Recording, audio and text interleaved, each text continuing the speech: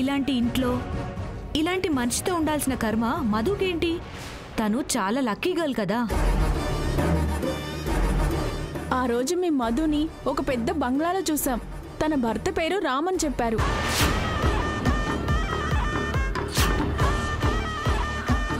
అతను హీరోలా ఉంటారు. ఏంటి మధు, మమ్మల్ని ఫూల్స్ చేస్తున్నావా లేదా ప్రాంక్ చేస్తున్నావా? ఇప్పటికైనా నిజం చెప్పు మధు. ఆ పెద్దిల్లే మీ అత్తారిల్లు కదా. రామ్ గారే నీ హస్బెండ్ కదా. లేదమ్మా, మీకెవరో తప్పుగా చెప్పారు. రామ్ మధు చెల్లెలు సీత భర్త. మీరు చూసింది కూడా సీత అత్తారిల్లు. నిజమా మధు? మాట్లాడవేంటి మధు, చెప్పు. అమ్మా, ఎక్కడో ఏదో పొరపాటు జరిగింది. మీరు వెళ్ళండి అమ్మా.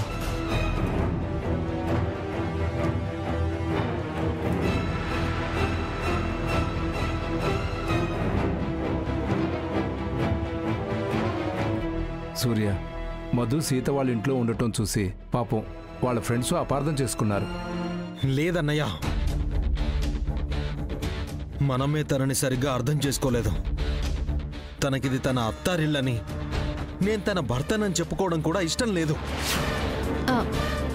అదే లేదు సూర్య, ఆ రోజు ఏం జరిగిందంటే... నువ్వింకేం చెప్పకో, నాకంతా అర్థమైంది. రే, జరిగిందేంటో చెప్పనివ్వరా? ఏం చెప్తుంది? నేను జైల్లో ఉన్నప్పుడు కనీసం నన్ను పట్టించుకోకుండా మిమ్మల్ని ఈ ఇంటిని వదిలేసి ఆ ఇంటికి వెళ్ళింది. ఇన్నాళ్ళు అదే తన అత్తారిల్లని, ఆ రామ్ తన భర్త అని చెప్పుకుని తిరిగింది. అదే జరిగింది. లేదు సూర్య, ఆ రోజు జరిగింది వేరు. అసలు ఏమైందంటే... నీ కథలు కారణాలు వినే ఓపిక నాకు లేదు. నేనంటే నీకు ప్రేమ చచ్చిపోయిందని నాకు అర్థమైంది. అది ప్రతిరోజు ప్రతి క్షణం నిరూపిస్తూనే ఉన్నావు. నన్ను టార్చర్ చేయాలని నువ్వు డిసైడ్ అయ్యావు. అలాంటిదేం లేదురా. అనవసరంగా మధును అపార్థం చేసుకోకు. అవును, తనకి నేనంటే ఇష్టమని, నన్ను ప్రేమిస్తుందని అపార్థం చేసుకున్నాను. కానీ తన మనసులో నేను లేను. అది మీరు అర్థం చేసుకోండి.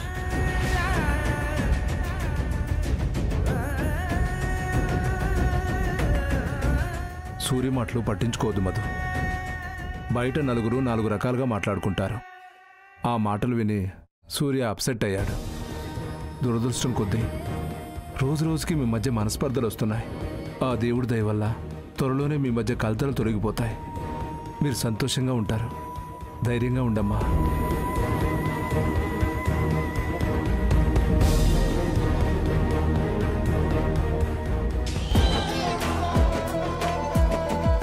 ఇప్పుడు ఫీల్ అయ్యి ఏం ప్రయోజనం మధు? నువ్వు ఇంటికి తిరిగి రాకుండా ఉండాల్సింది. సూర్య నిన్ను అర్థం చేసుకోడని నాకెప్పుడో తెలుసు. నీకు తన మీద ప్రేమ చచ్చిపోయింది అన్నాడు. నిజానికి తనకి నీ మీద ప్రేమ చచ్చిపోయి అనుమానం పుట్టింది.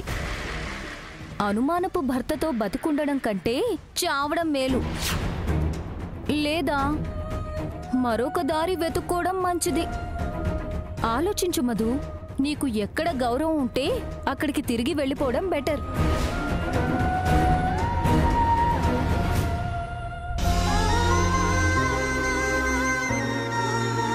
మీరు మళ్ళీ మన ఇంటికి తిరిగి రావడం చాలా సంతోషంగా ఉంది అత్తమ్మ. ఈ ఇల్లు, ఈ ఆస్తి మీ కష్టార్జితం. ఇక్కడ ప్రతి అణువు మీకు రుణపడి ఉంది. అలాంటి ఈ చోట మీరు లేకపోవడం ఇన్నాళ్ళు పెద్ద లోటుగా ఉండేది. ఇప్పుడు మీరు వచ్చారు. ఇల్లు నిండుగా సంపూర్ణంగా ఉంది.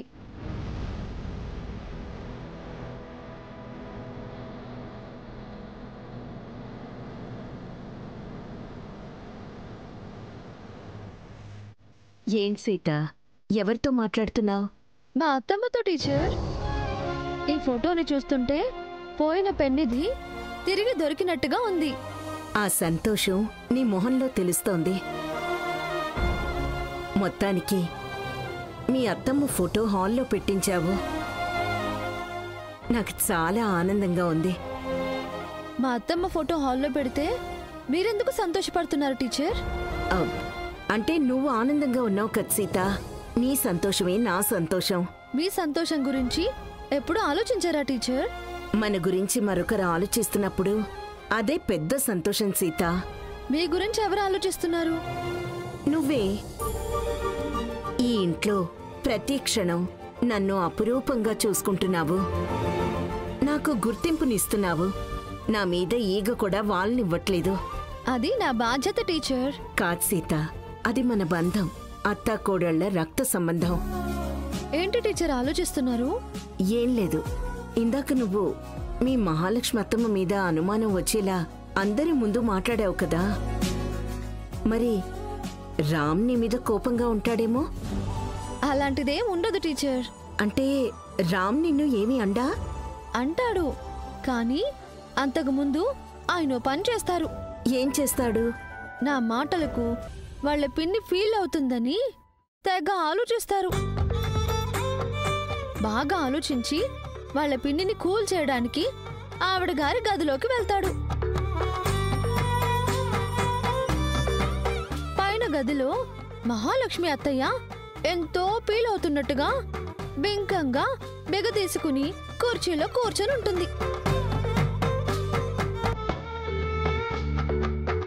ఆయన వాళ్ళ పిన్ని దగ్గరికి వెళ్తాడు.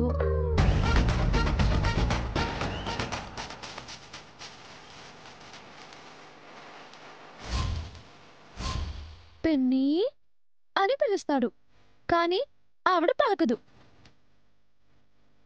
పిన్ని, సీత మాటలకు పీలవుతున్నావా పిన్ని? సీత తరపున సారీ అంటాడు. సీత మాటలకి ఫీల్ అవుతున్నారా పిన్ని? తను తెలియక మాట్లాడింది. తన తరపున నేను మీకు సారీ చెప్తున్నాను. దయచేసి మీరలా ఉండొద్దు పిన్ని. అయినా సరే ఆవిడ గారు బిగదీసుకుని ఉంటారు, ఈయన గారు బిక్కమొహం వేస్తారు.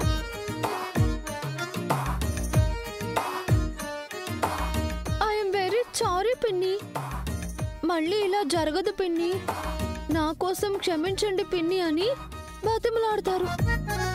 భోజనానికి రమ్మంటారు. మీరిలా ఒంటరిగా కూర్చోవడం నాకు బాధగా ఉంది పిన్ని. నాతో కిందకొచ్చి భోజనం చేయండి. మీరు తినకపోతే నేను తినను. అప్పుడు మహాలక్ష్మి అత్తయ్య, నా మనసేం బాగోలేదురా, నువ్వెళ్ళు, నేను తర్వాత తింటాను అంటారు. ప్లీజ్ పిన్ని, అలా అనకండి. నన్ను ఫోర్స్ చెయ్యొద్దు రామ్. తర్వాత తింటానని చెప్పాను కదా, వెళ్ళు. సరే పిన్ని, మీరు తిన్నాకే నేను తింటాను అని ఆయన కిందకి బయలుదేరుతారు.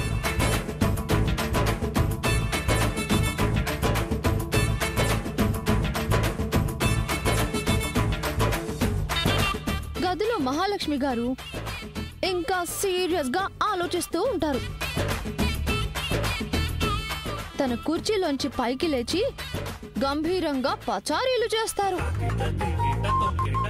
గాల్లోనే లెక్కలు వేస్తారు. కళ్ళు పెద్దవి చేస్తారు. కళ్ళు పటపటా కొరుకుతారు. అలసిపోయి మళ్ళీ కుర్చీలో కూర్చుని ఊగుతూ రోలెక్స్ అవుతారు. తన ఉంగరాన్ని బొంగరంలా గిర్రన తిప్పుతారు. సీత, తన కళ్ళెదురుగా లేని నాతో కంటికి కనిపించని యుద్ధం చేస్తూ నా మీద గెలిచానని సంతోషపడుతూ ఆనందంతో అర్చన అంటూ పిలుస్తా.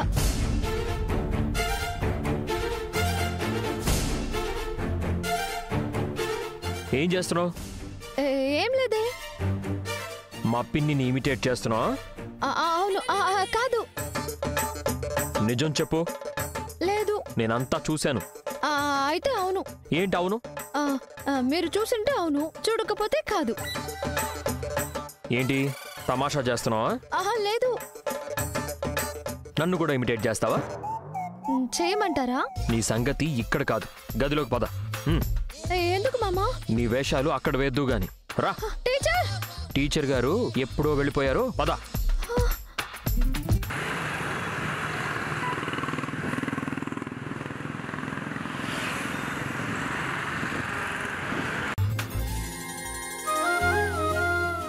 పిన్నిని ఇమిటేట్ చేస్తావా? ఏదో సరదాకి చేశాను మామ, సీరియస్ గా తీసుకోకు. నన్ను కూడా ఇమిటేట్ చేస్తానంటావా? నువ్వు సరే అంటే చేస్తాను మామ. సరే చెయ్యి చూస్తాను. ఏం చేయాలి? నన్ను ఇమిటేట్ చెయ్యి. ఎలా చేయాలి? ఇందాక చేసావు కదా, అలాగే చెయ్యి. అది మీ పిన్నిని నిన్నెలా ఇరిటేట్ చేయాలి? అది ఇరిటేట్ కాదు, ఇమిటేట్. నేను ఆఫీస్ నుంచి వచ్చాక ఎలా బిహేవ్ చేస్తానో అలా చేసి చూపించు. చేశాక మళ్ళీ ఫీల్ అవ్వవు కదా? అవునులే, స్టార్ట్ చేయి. సరే మామ, ఇప్పుడు నేను రామ్ని, నువ్వు సీతవి. ఓకే. నీ ఆఫీస్ బ్యాగ్ అందుకో. 1 minute. ఇదిగో. నేను బయటికి వెళ్ళి నీలాగా ఆఫీస్ నుంచి వస్తున్నట్టు లోపలికి వస్తాను. నువ్వు నాలాగే బెడ్ మీద కూర్చుని ఉండాలి. ఓకే.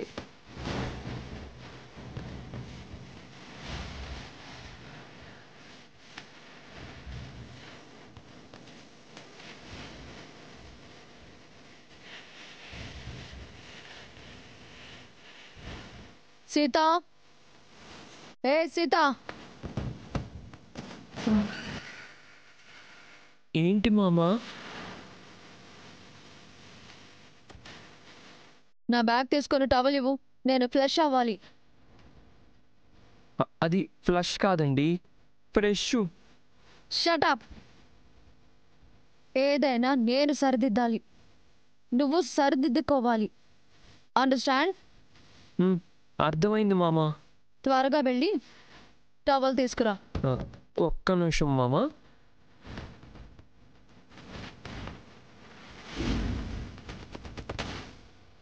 ఇదిగో మామా. ఏంటి ఓవర్ యాక్షన్ చేస్తున్నావు? నేనా మామా? నువ్వే. ఫ్లష్ అయ్యి వస్తాను, వేడి వేడిగా కాఫీ తీసుకురా. నువ్వు కాఫీ తాగవు కదా మామా. కాఫీ తాగితే మీ హెల్త్ అప్సెట్ అవుతుంది కదా. Stop it. చెప్పింది చెయ్యి, ఎదురు చెప్పకు. సరే మామా. చిటికలో కాఫీ నా కళ్ళ ముందు ఉండాలి. ఉంటుంది మామా. కాఫీ ఏది? తెస్తానండి.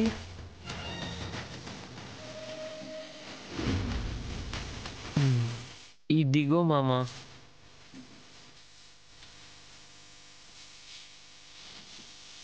Smart girl.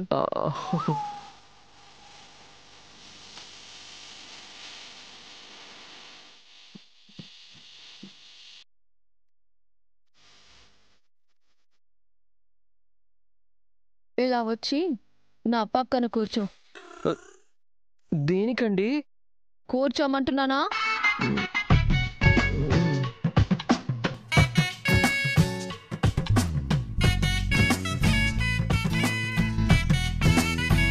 పక్కనంటే ఆ ఊరి చివర కాదు, దగ్గరగా.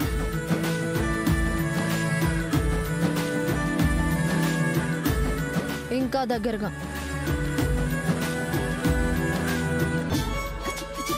ఇంకా.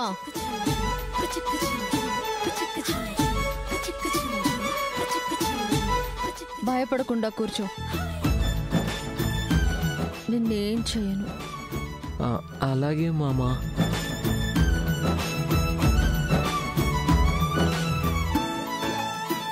ఏం చెయ్యనని మీద చెయ్యి వేశారేంటి మామా? ఈరోజు నువ్వు చాలా అందంగా ఉన్నావు సీత. నిజమా మామా? నిజం. బాగా ముద్దొస్తున్నావు. అయితే నన్ను ముద్దు పెట్టుకోమంటావా మామా? ముద్దొస్తే ముద్దు పెట్టుకోవాలి కదా మరి.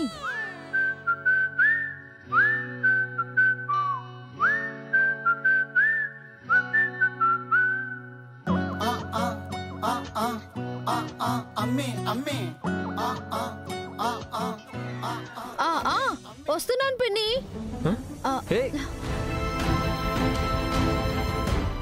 వదులు సీత, మా పిన్ని పిలుస్తుంది. నేను అలా పారిపోతానా సీత? చాలా సార్లు ఇలాగే పారిపోయావు మామ.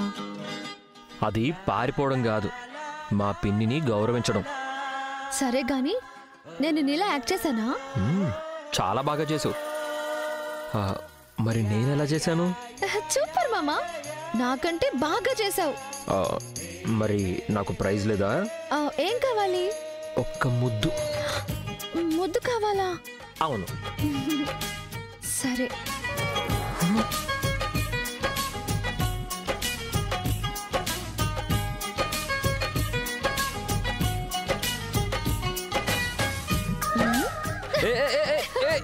సీత సీత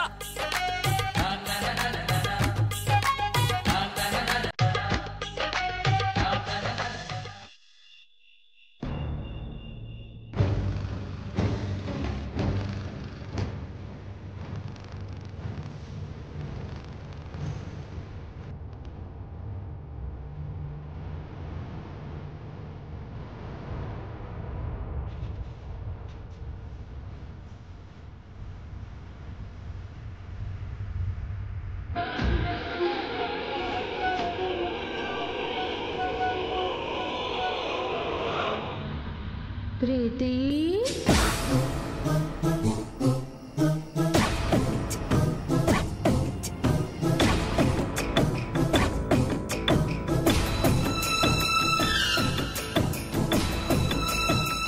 ప్రీతి,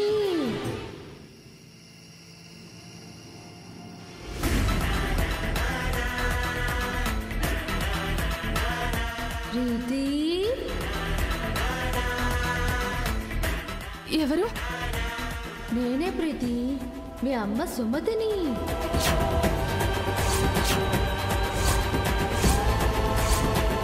ఇలా రా ప్రీతి, నా దగ్గరికి రా. భయపడకు, నేను మీ అమ్మనే కదా, నిన్నేమీ చెయ్యను. రా ప్రీతి.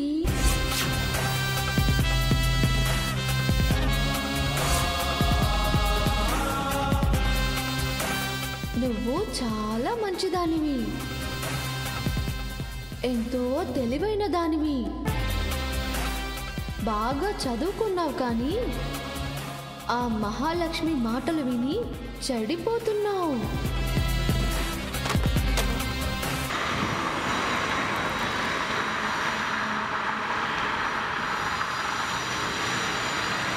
నువ్వే కాదు, ఈ ఇంట్లో అందరూ మహాలక్ష్మి మాటలు విని తప్పులు చేస్తున్నారు.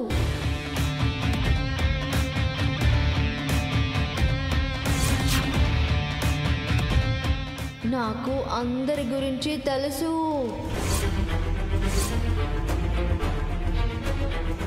మహాలక్ష్మి నిన్ను, మీ అన్నయ్య రామ్ను తన కంట్రోల్లో పెట్టుకొని తన ఇష్టం వచ్చినట్టు ఆడిస్తుంది. మీ భవిష్యత్తు బాగుండాలంటే మీరు మహాలక్ష్మి మాటలు వినకూడదు. మీ అమ్మగా నేను అన్ని విధాలుగా అండగా ఉంటాను. ఇక నుంచి నా మాట వినండి, మీరు సంతోషంగా ఉంటారు. రా ప్రీతి, దగ్గరికి రా.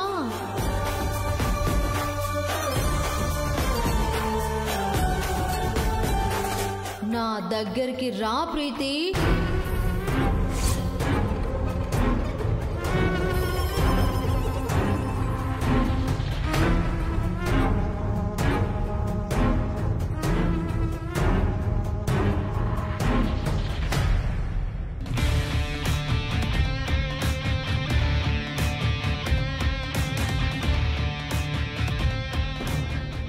రేపు సుమతి వర్ధంతిలో ఎలాంటి లోటు ఉండకూడదు అర్చన.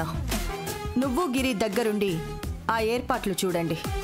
అలాగే మహా, ఇప్పుడే గిరితో ఏర్పాట్ల గురించి మాట్లాడతాను.